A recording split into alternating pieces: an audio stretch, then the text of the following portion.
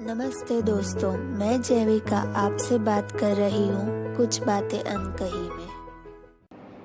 हमारे साथ है रिमी वाघेला जो All India Democratic Student Organisation के सेक्रेटरी है।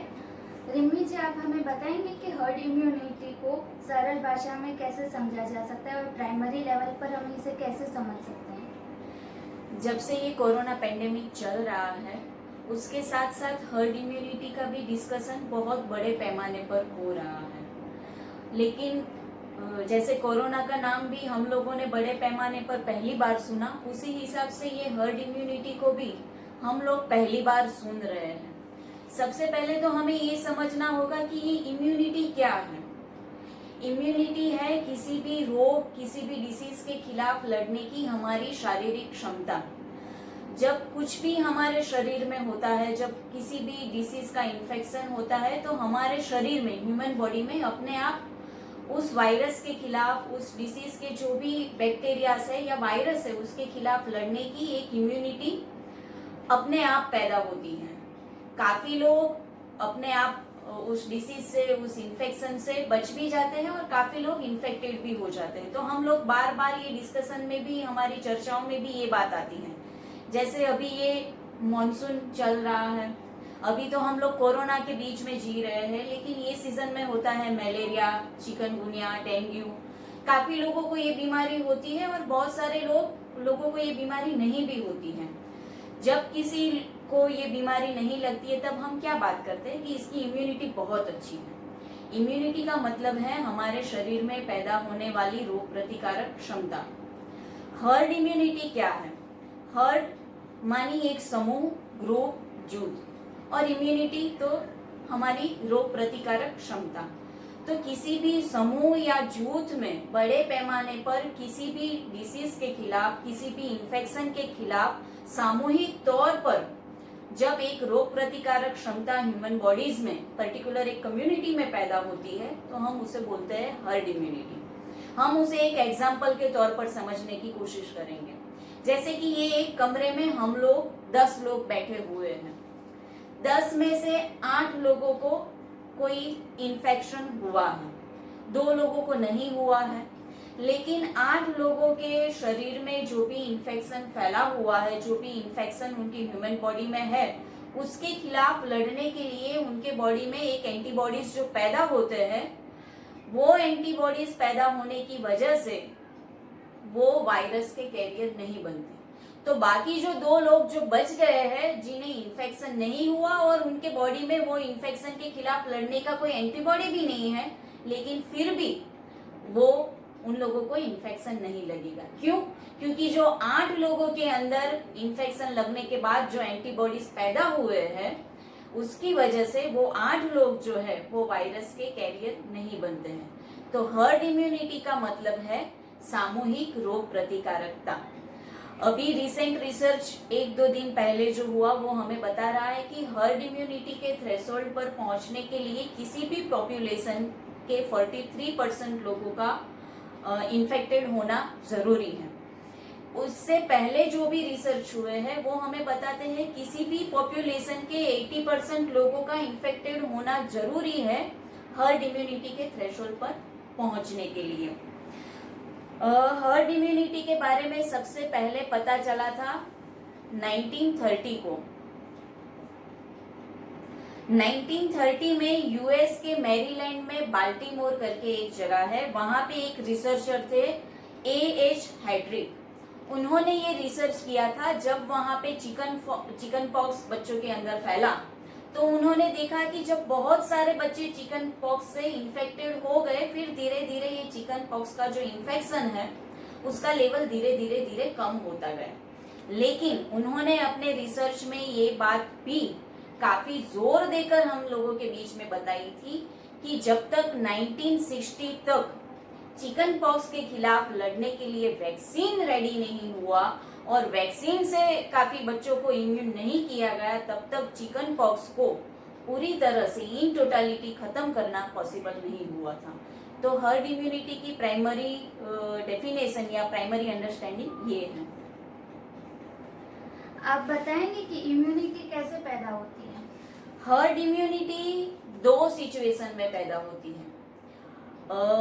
जैसे एक सिचुएशन ये है कि किसी भी पॉपुलेशन के 80% लोग अगर इन्फेक्टेड हो जाते हैं तो वो इन्फेक्शन के बाद उनके शरीर में जो एंटीबॉडीज पैदा होते हैं, वो एंटीबॉडीज पैदा होने की वजह से उनके शरीर में एक इम्यूनिटी डेवलप होती है। ये है पहली कंडीशन। दूसरी कंडीशन ये है कि अगर वैक्सीन हम लोगों ने खोज निकाली है, हमारी साइंस कम्युनिटी ने, हमारी मेडिकल कम्युनिटी ने अगर किसी भी इन्फेक्शन के खिलाफ कोई वैक्सीन ढूंढ निकाली है, अगर और वो वैक्सीन बड़े पैमाने पर लोगों को दी जाए तो उनको इन्फेक्शन लगे या ना लगे, लेकिन वो पर्टिकुलर डिसीज के सामने इम्यून हो जाते हैं। तो हर्ड इम्यूनिटी दो सिचुएशन में, दो कंडीशन में पैदा होती है। एक है नेचुरल वे और दूसरा है वैक्सीन के जरिए। और जो कि मैंने पहले भी बताया कि अगर आप इम्यून हो जाते हैं किसी भी इन्फेक्शियस डिसीज के खिलाफ, आपके ह्यूमन बॉडी में, आपके बॉडी में अगर एंटीबॉडीज डेवलप हो जाते हैं तो आप वायरस के कैरियर बड़े पैमाने पर नहीं बन सकते।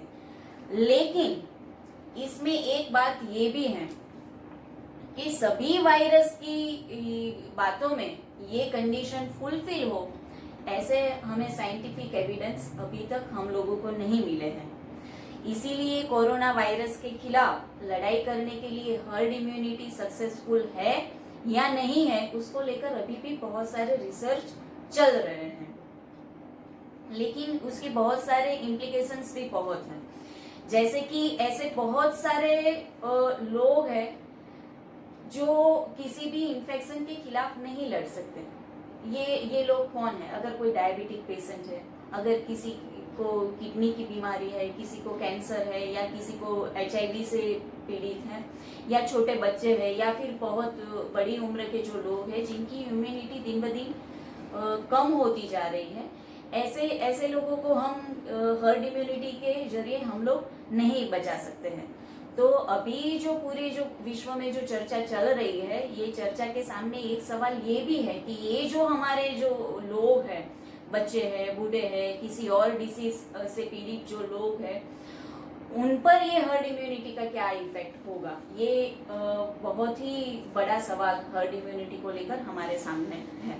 हमारे जो वर्ल्ड हेल्थ ऑर्गेनाइजेशन के जो हेल्थ इमरजेंसी प्रोग्राम के जो एग्जीक्यूटिव डायरेक्टर हैं, डॉक्टर मिशेल रेयान, वो भी अपनी बात में ये बात हमें बता चुके हैं कि ये मानना बहुत ही गलत होगा कि विश्व के सभी देश मैजिकल वे में हर्ड इम्यूनिटी के थ्रेशोल्ड पर पहुंच जाएंगे और एक बार पहुंचने के बाद कोरोना वायरस का जो संक्रमण है वो धीरे धीरे कम होता जाएगा और ऐसे ही कोरोना खत्म हो जाएगा। तो उन्होंने ये बात बताई है कि ये मानना बिल्कुल गलत है। WHO के डायरेक्टर ने भी ये बात हमें वार्निंग दी है कि जो भी देश कुछ भी स्टेप नहीं ले रहे हैं ये सोचकर कि एक बार 80% पॉपुलेशन को इन्फेक्टेड हो जाने दो, फिर अपने आप कोरोना वायरस का संक्रमण खत्म हो जाएगा और इसके लिए हमें कोई भी स्टेप लेने की जरूरत नहीं है, तो ये मानना भी उस देश की पॉपुलेशन के लिए जानलेवा साबित हो सकता है। ऐसी वार्निंग WHO के डायरेक्टर ने भी हम लोगों को दी है। कोरोना और इम्यूनिटी दोनों को कैसे मिलाकर देख सकते हैं? देखिए, अभी कोरोना वायरस हमारे सामने आया उसको ज्यादा से ज्यादा 6 महीने हुए हैं, मतलब हमें अभी बहुत कुछ जानना बाकी है कोरोना वायरस को लेकर। अभी जितने भी रिसर्च हमारे सामने है उससे हमें ये बात पता चल रही है कि कोरोना वायरस के खिलाफ ह्यूमन बॉडी में जो एंटीबॉडीज जो प्रिपेयर होते हैं वो एंटीबॉडीज बनने के लिए 1 से 3 हफ्ते तक का समय लगता है। उसकी वजह से क्या होता है, अगर 1 से 3 हफ्ता ह्यूमन बॉडी में एंटीबॉडीज प्रिपेयर होने में टाइम लगता है तो उससे हमें ये पता चलता है कि जो पॉजिटिव इम्यूनिटी रिस्पॉन्स जो कोरोना के अलावा के जो डिसीज है उसमें जो हमें एक पॉजिटिव रिस्पॉन्स हमारी इम्यूनिटी का जो तुरंत मिलता है, कोरोना वायरस में हमें ये पॉजिटिव इम्यूनिटी रिस्पॉन्स हमें तुरंत नहीं मिलता है। तो इसमें भी हमें अभी और रिसर्च के लिए इंतजार करना पड़ेगा। Journal of American medical association में एक रिसर्च आर्टिकल पब्लिश हुआ था। डॉक्टर रॉबर्ट करके जो है central for disease control and prevention USA के, उनका रिसर्च हमें ये बताता है कि अभी तक एंटीबॉडीज का जो ह्यूमन बॉडी में जो रिस्पॉन्स होता है और जो क्लिनिकल इम्प्रूवमेंट होता है वो दोनों के बीच में डायरेक्ट रिलेशन कोरोना वायरस को लेकर अभी तक नहीं मिला है। एक छोटा सा सर्वे हुआ था सिर्फ 9 पेशेंट के बीच में, और वहां पे ये 9 पेशेंट के बीच में ये बात देखी गई थी कि ये जो क्लिनिकल इम्प्रूवमेंट और एंटीबॉडीज ये दोनों के बीच में एक डायरेक्ट रिलेशन पाया गया था। लेकिन ये रिसर्च जो है वो सिर्फ 9 पेशेंट के बीच में हुआ था, तो बड़े पैमाने पर अभी रिसर्च होना बाकी है। एक और भी कुछ बातें हैं, जैसे 2002 में सार्स वायरस फैला था। सार्स वायरस के खिलाफ ह्यूमन बॉडी में जो एंटीबॉडीज जो पैदा होते हैं वो ह्यूमन बॉडी में 4 से 5 महीने तक रहते हैं। जो मर्स वायरस जो मिडल ईस्ट में जो फैला था उसके खिलाफ ह्यूमन बॉडी में जो एंटीबॉडीज जो पैदा हुए थे वो 34 महीने तक 34 मंथ तक ह्यूमन बॉडी में पाए गए थे। लेकिन कोरोना वायरस के खिलाफ जो एंटीबॉडीज हमारे शरीर में जो पैदा होते हैं वो कितने समय तक हमारे शरीर में टिक पाते हैं उसको लेकर ठोस रिसर्च अभी तक नहीं हुआ है। एक और रिसर्च हुआ है 4 बंदरों पर।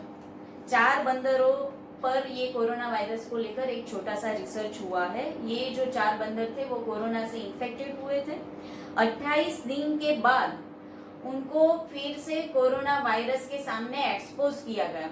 एक बार जब वो इन्फेक्टेड हुए फिर उनमें एंटीबॉडीज पैदा होने के बाद वो कोरोना संक्रमण उनके शरीर में खत्म भी हो गया। फिर 28 दिन के बाद फिर से उन्हें कोरोना वायरस के सामने एक्सपोज किया गया, लेकिन तब ये 4 बंदरों में देखा गया कि वो दोबारा उन्हें इन्फेक्शन नहीं लगा। लेकिन ह्यूमन बॉडी में ऐसा प्रोटेक्शन कवर बनता है कि नहीं बनता उसको लेकर अभी भी ठोस रिसर्च होना बाकी है। और एक बार जो इंसान कोरोना वायरस से इन्फेक्टेड होता है तो उस टाइम पे उसके ह्यूमन बॉडी में पैदा हुए जो एंटीबॉडीज है वो उसे दूसरी बार की इन्फेक्शन में बचा सकते हैं कि नहीं बचा सकते हैं, वो भी हमें अभी जानना बाकी है। और जो इम्यूनिटी कोरोना वायरस के खिलाफ जो ह्यूमन बॉडी में डेवलप होती है वो इम्यूनिटी कितने टाइम तक रहती है ह्यूमन बॉडी में और उसका इम्पैक्ट उसकी इफेक्टिविटी ह्यूमन बॉडी में कितनी है वो भी रिसर्च होना अभी बाकी है। इसीलिए WHO ने फिर से हमें एक वार्निंग दी है कि आप ऐसा मत सोचिए कि एक बार जो इन्फेक्टेड हो गया है जो इंसान और उसमें एंटीबॉडीज कोरोना वायरस के खिलाफ बन गए हैं वो दूसरी बार इन्फेक्टेड नहीं होगा, इस बात की कोई भी गारंटी नहीं है। चीन, फ्रांस और ऐसे बहुत सारे कंट्रीज में हम लोगों ने ये देखा है कि जिसे एक बार इन्फेक्शन हुआ था फिर वो ठीक भी हो गए, लेकिन दूसरी बार वही इंसान को कोरोना का इन्फेक्शन लगा हो। तो ऐसे भी एग्जाम्पल हमारे सामने आए हैं। इसीलिए एक ये इम्पोर्टेंट बात मैं आपको बता दूं, हमारे देश में शुरुआत में एंटीबॉडी टेस्ट होते थे। कोरोना इन्फेक्शन किसी भी इंसान में लगा है या नहीं लगा है ये देखने के लिए एंटीबॉडीज टेस्ट हमारे देश में बहुत बड़े पैमाने पर हुए। WHO ने हमें ये वार्निंग दी है कि एंटीबॉडी टेस्ट जो है वो कोरोना के लिए ऑथेंटिक नहीं है। तो कोरोना इन्फेक्शन है कि नहीं वो चेक करने के लिए WHO एंटीबॉडी टेस्ट को रिकमेंड नहीं कर रहा है।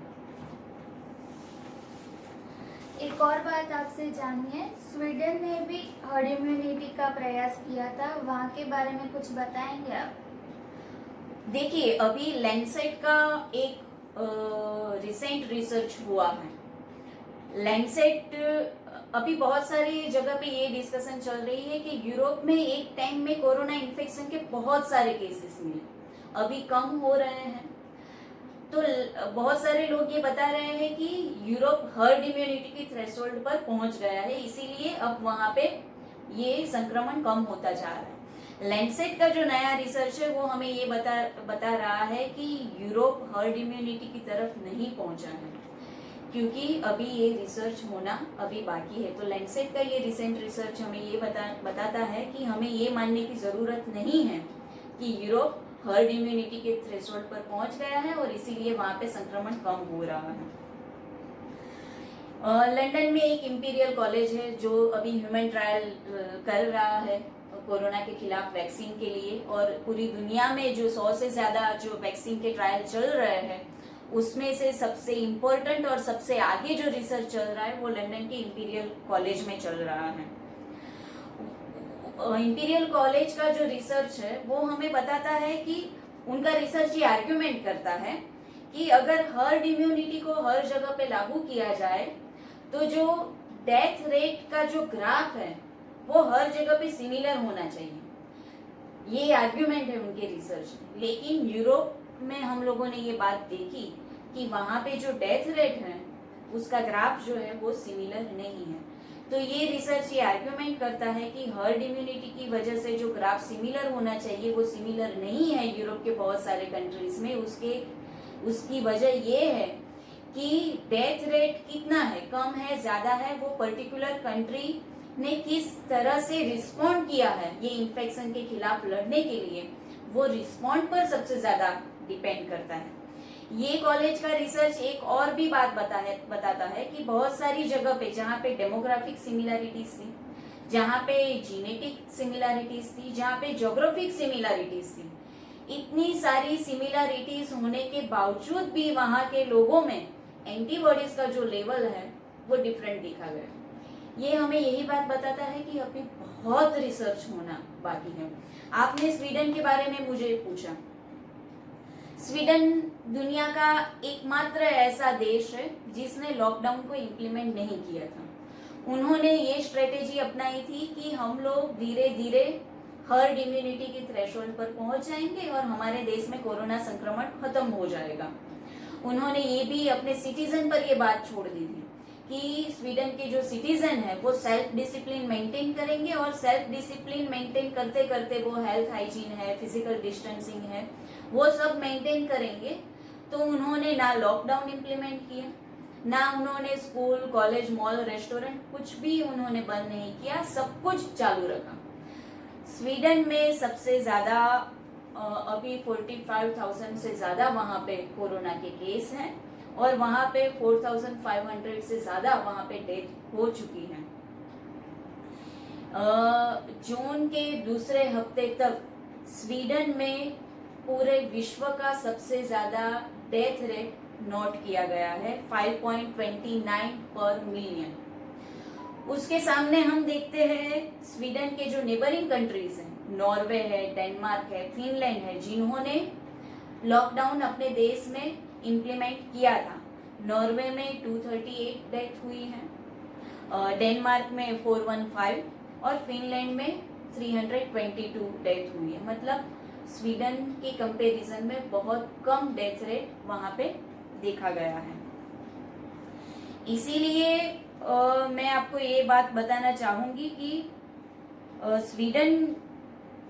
स्वीडन के जो एक डॉक्टर है उन्होंने ये बात बताई है, जो वहाँ की पब्लिक हेल्थ सिस्टम के बहुत बड़े होद्दे पर जो है, उन्होंने हमें ये बात बताई है कि स्वीडन ने गलत स्ट्रेटेजी अपनाई, इसकी वजह से यहाँ पे डेथ रेट सबसे ज्यादा नोट किया गया है। वो डॉक्टर का नाम मैं बताना भूल गई थी। वो डॉक्टर का नाम है डॉक्टर एंड्रेस टेग्नेल, जो वहाँ के पब्लिक हेल्थ सिस्टम के इंचार्ज है, जिसे हम चीफ बोल सकते हैं। उन्होंने स्वीडिश रेडियो पर ये बात एक्सेप्ट की थी कि हमारी गलत स्ट्रेटेजी की वजह से स्वीडन में इतना ज़्यादा डेथ रेट हम लोगों को विटनेस करना पड़ा। तो हर्ड इम्यूनिटी, ब्रिटेन ने भी शुरुआत में हर्ड इम्यूनिटी का ख्याल अपनाया था, फिर बाद में उन्होंने देखा कि नहीं ये काम में नहीं आ सकता है, तो उन्होंने फिर ये हर्ड इम्यूनिटी का जो ख्याल है वो उन्होंने विड्रॉ कर लिया। हमारे देश में जो council of scientific and industrial research के जो डायरेक्टर हैं शेखर मंदे, उन्होंने भी ये बात बताई है कि ये बहुत ही जानलेवा साबित हो सकता है, क्योंकि हमें ये पता ही नहीं है कि कोरोना वायरस के खिलाफ ह्यूमन बॉडी में जो एंटीबॉडीज डेवलप होते हैं वो कितने समय तक टिकते हैं ह्यूमन बॉडी में और उनकी इफेक्टिविटी क्या होती है, वो रिसर्च होना ही अभी बाकी है। तो बहुत सारे मेडिकल एक्सपर्ट है, WHO से शुरू करके स्वीडन के पब्लिक हेल्थ सिस्टम के इंचार्ज हो या फिर हमारे यहाँ के जो इंचार्ज हैं, वो सब हमें ये बात बता रहे हैं कि जब तक वैक्सीनेशन नहीं हो जाता, जब तक वैक्सीन खोज नहीं निकाली जाती और वैक्सीन के जरिए 80% पॉपुलेशन को इम्यून नहीं किया जाता, तब तक नेचुरल वे में एंटीबॉडीज डेवलप होंगे और उसकी वजह से संक्रमण कम हो जाएगा, खत्म हो जाएगा। ये पूरे दुनिया के लिए जानलेवा साबित हो सकता है। आपको क्या लगता है, अगर हमारे देश में या फिर गुजरात में अगर हर्ड इम्यूनिटी इम्प्लीमेंट किया जाए तो उसकी क्या संभावना है? देखो, अभी तो हमें ये समझना होगा कि पूरे विश्व के जो एक्सपर्ट है, जो मेडिकल एक्सपर्ट है, वो सब हमें ये बता रहे हैं कि विदाउट वैक्सीनेशन हर्ड इम्यूनिटी का जो ख्याल है वो जानलेवा साबित हो सकता है। गुजरात की पॉपुलेशन आप मान लीजिए 6.5 करोड़ है, जो हम बार बार सुनते हैं, गुजरात की 6.5 करोड़ जनता। अभी गुजरात में जो केसेस है वो मोर देन 27,000 हो चुके हैं। गुजरात में डेथ रेट भी पूरे देश में सबसे ज्यादा हुआ है।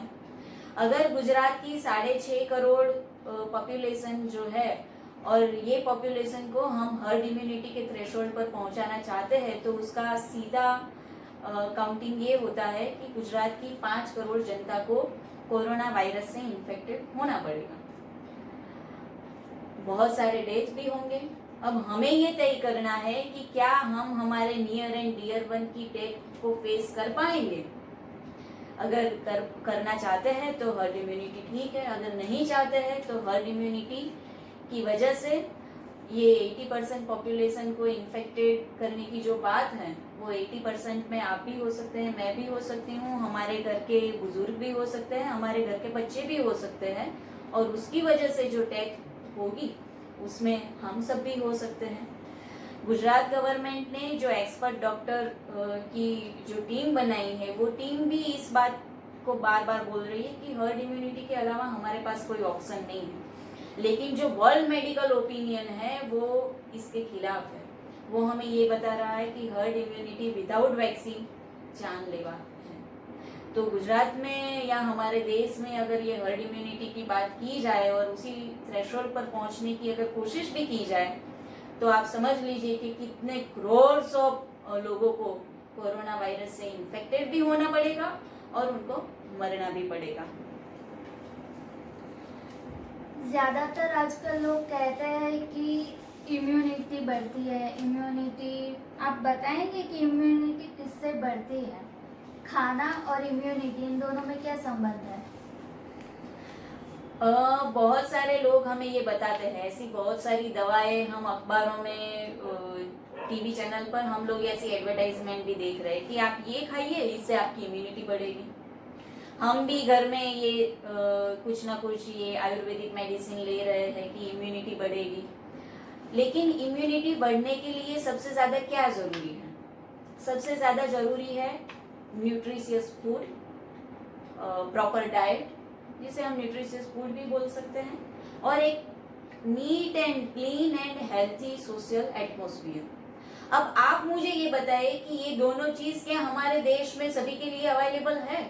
एक neat and clean healthy social atmosphere और न्यूट्रिशियस फूड, ये बहुत सारे लोगों के पास अवेलेबल ही नहीं है।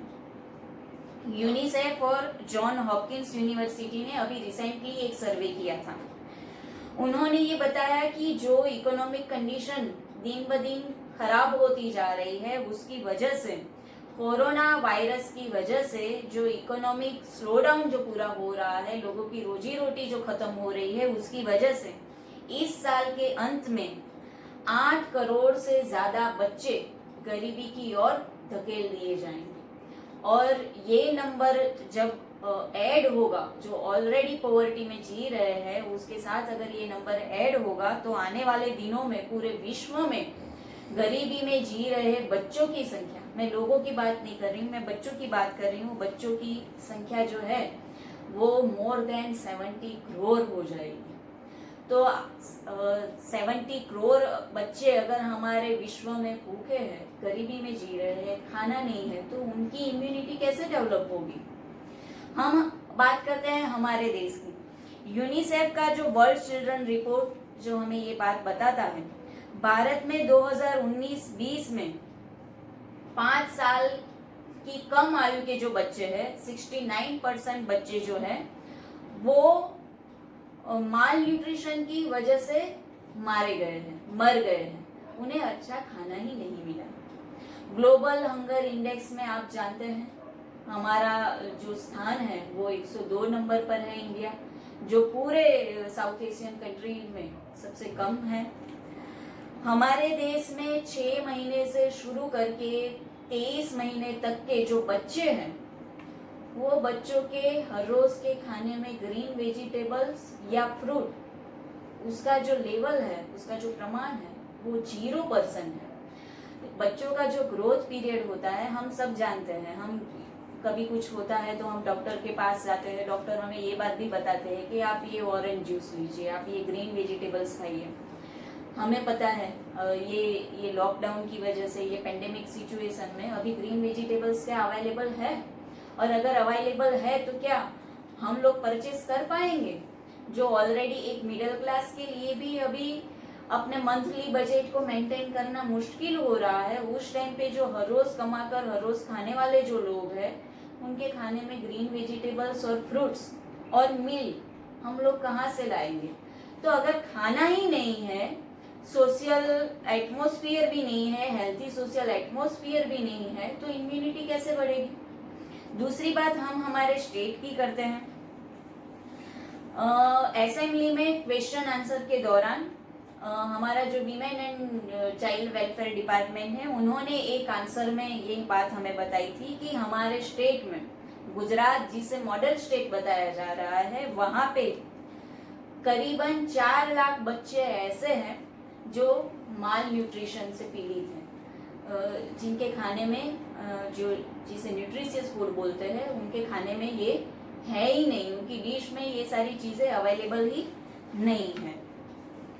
एक और बात भी मैं बता दूं, जैसे अभी कोरोना से कितनी डेथ हुई और कोरोना से कितने इन्फेक्टेड हैं, ये नंबर के साथ भी मैनिपुलेशन हो रहा है। अभी हम लोग अखबारों में देख रहे हैं कि डेथ रेट जो है वो कम हो रहा है। अहमदाबाद में पिछले हफ्ते हर रोज 350 से ज्यादा केस हमारे सामने आ रहे थे, आज 250 तक पहुंच गए हैं। तो हम अखबारों में क्या पढ़ रहे हैं कि केस कम हो रहे हैं, लेकिन बिटवीन द लाइंस जो न्यूज आ रहे हैं, केस कम इसीलिए हो रहे हैं क्योंकि हम लोग टेस्टिंग ही नहीं कर रहे हैं। अगर टेस्टिंग ही नहीं करेंगे तो पता कैसे चलेगा कि इतने लोग इन्फेक्टेड हैं। तो जैसे हम कोरोना के नंबर के साथ में मैनिपुलेशन कर रहे हैं कम इन्फेक्शन दिखाने के लिए, कम डेथ रेट दिखाने के लिए, उसी हिसाब से ये जो माल न्यूट्रिशियस जो बच्चे जो है, उसकी गिनती में भी हम WHO के स्टैंडर्ड को फॉलो नहीं कर रहे हैं। और इसको लेकर CAG ने बार बार गुजरात गवर्नमेंट का अटेंशन ड्रॉ किया है, लेकिन रिजल्ट 0 है। तो ऑफकोर्स आपकी बात सही है कि इम्यूनिटी और डाइट ये दोनों के बीच में बहुत बड़ा रिलेशन है, लेकिन खाना ही नहीं है हमारे पास तो इम्यूनिटी बढ़ेगी कैसे। तो ये बात है। आप बताएंगे कि ये जो हमने जो डिस्कशन किया, तो आप आपकी तरफ से क्या और कुछ कहना चाहते हैं, कंक्लूजन ये डिस्कशन का। देखिए, जो जहाँ पर भी हम लोगों ने कम केस देखे हैं, विश्व के किसी भी देश में जहाँ पर हम लोगों ने कोरोना इन्फेक्शन के कम केस देखे हैं या कम डेथ रेट भी हम लोगों ने देखा है, उसकी वजह ये रही है कि उन्होंने लॉकडाउन को स्ट्रिक्टली फॉलो किया। सिर्फ लॉकडाउन इम्प्लीमेंट किया ऐसी बात नहीं है, उन्होंने साथ साथ में जो किया वो है टेस्टिंग, बहुत बड़े पैमाने पर टेस्टिंग किया। चाइना में जब दूसरी बार इन्फेक्शन हो रहा था पिछले महीने, हम लोगों ने देखा जब फिर से वुहान में सिर्फ 57 केस जब सामने आए, तब चीन के एडमिनिस्ट्रेशन ने डिसीजन किया कि पूरे वुहान और उसके डिस्ट्रिक्ट की जो टोटल 11 मिलियन जो पॉपुलेशन जो है, वो टोटल पॉपुलेशन का टेस्टिंग किया जाएगा। और उन्होंने 10 दिन का टारगेट भी किया। 10 डेज बेटर करके उन्होंने ये प्रोग्राम को नाम भी दिया। तो इतने कम समय में उन्होंने टोटल पॉपुलेशन का टेस्टिंग उन्होंने किया। लेकिन हम लोग टेस्टिंग में कहाँ हैं? आज महाराष्ट्र और तमिलनाडु में 10,000 से ज्यादा पर डे टेस्टिंग हो रहे हैं, लेकिन गुजरात में 5,000 से भी कम टेस्ट हो रहे हैं। हमारे देश में पहला केस आया था 30 जनवरी को। हम लोगों ने लॉकडाउन इम्प्लीमेंट किया, लॉकडाउन लागू किया 24 या 25 मार्च को। उसके बीच में आप देखो नमस्ते ट्रम्प का प्रोग्राम अहमदाबाद में हो रहा है, जिसमें 1.5 लाख से ज्यादा लोग इकट्ठे हो रहे हैं। साथ साथ मध्य प्रदेश में एक डेमोक्रेटिक वे में चुनी गई सरकार को गिराने के बाद बीजेपी की गवर्नमेंट को बिठाया जाता है। तो ये जो पूरा जो 50 दिन का जो इम्पोर्टेंट टाइम जो था 30 जनवरी से शुरू करके 24-25 मार्च तक का, उसमें हम लोगों ने तो कुछ भी नहीं किया। हम लोगों ने 1.5 लाख लोगों को यहाँ अहमदाबाद में इकट्ठा किया। हम लोग दिल्ली इलेक्शन में बिजी थे, दिल्ली रायोट्स में हमारा एडमिनिस्ट्रेशन बिजी था। तो हम लोगों ने ये जो 50 जो महत्वपूर्ण जो दिन थे हमारे पास में, हमने उस टाइम पे कुछ भी नहीं किया। हम लोगों ने इंटरनेशनल फ्लाइट्स को ब्लॉक किया 24 मार्च के बाद। तो तब तक तो कितने सारे लोग इन्फेक्शन लेकर हमारे देश में आ चुके थे। तो हम लोगों ने बाकी सारे प्रोग्राम में इतना अटेंशन दिया कि कोरोना वायरस पर हम लोग ध्यान ही नहीं केंद्रित कर पाए। हमारी सरकार ने इसे सीरियसली लिया ही नहीं। और साथ ही साथ हमारा जो हेल्थ सिस्टम जो है वो भी खत्म हो चुका है। हम ज्यादा से ज्यादा पैसा कहाँ दे रहे हैं? डिफेंस में दे रहे हैं, करप्शन में बहुत ज्यादा पैसा जा रहा है। लेकिन हमारी जो बेसिक नेसेसिटी है, हेल्थ और एजुकेशन, उसके पीछे हम लोग कोई पैसा नहीं दे रहे हैं। हमारी जो साइंस इंस्टीट्यूट जो है, हमारी जो रिसर्च इंस्टीट्यूट है, जहाँ पे ये वैक्सीन बनने चाहिए, लेकिन वहां पर तो हम लोगों ने रिसर्च के लिए कोई पैसे ही नहीं दिए। तो रिसर्च आगे भी नहीं बढ़ रहा है। मेडिकल फ्रेटर्निटी या मेडिकल रिसर्च जो आगे बढ़ना चाहिए वो भी नहीं हो रहा है। यहाँ तक कि हम लोग ये देख रहे हैं कि सैनिटाइजर भी नकली मिल रहे हैं, मास्क की क्वालिटी भी नहीं है। अभी गुजरात में हम लोगों ने देखा कि सिविल हॉस्पिटल में और गवर्नमेंट हॉस्पिटल में जो सैनिटाइजर जो सप्लाई किए गए, वो सैनिटाइजर के बहुत सारे सैंपल गलत निकले, वो स्टैंडर्ड नहीं थे।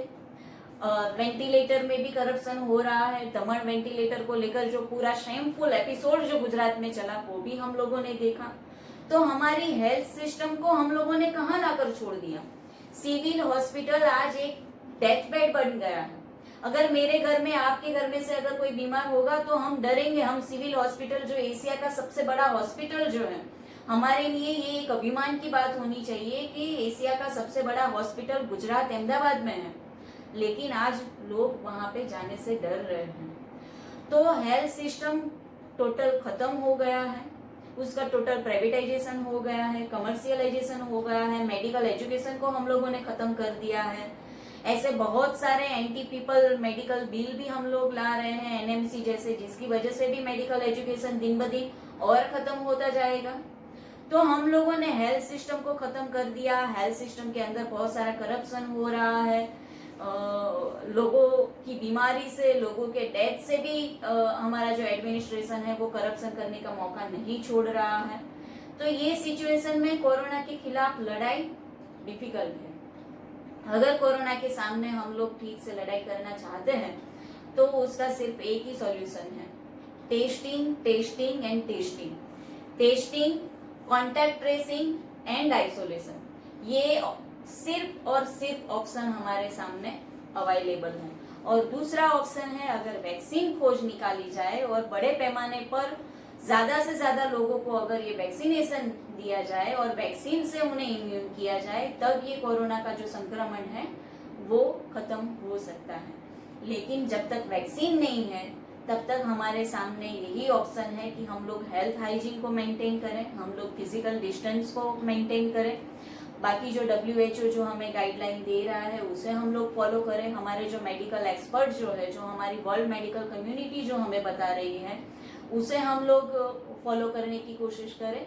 और आने वाले दिनों में हमारी जो हेल्थ सिस्टम है, जो ये करप्ट गवर्नमेंट ने, ये करप्ट सिस्टम ने उसे पूरी टोटलिटी में गिरा दी है, उसके खिलाफ हम लोग एक पीपल्स प्रेशर को बिल्डअप करें, ताकि आने वाले दिनों में अगर कोई ऐसी महामारी हमारे सामने फ्यूचर में आती है, तब हमारी आने वाली जनरेशन को ये सिचुएशन का, एक फ्रस्ट्रेटिंग सिचुएशन जो अभी क्रिएट हुई है, ऐसी सिचुएशन का सामना ना करना पड़े। तो यही कंक्लूडिंग बात मेरी है। चलिए दोस्तों, आज के लिए हम यहीं पर समाप्त करते हैं आज का टॉपिक। आगे फिर मिलेंगे ऐसे ही इश्यूज को लेकर।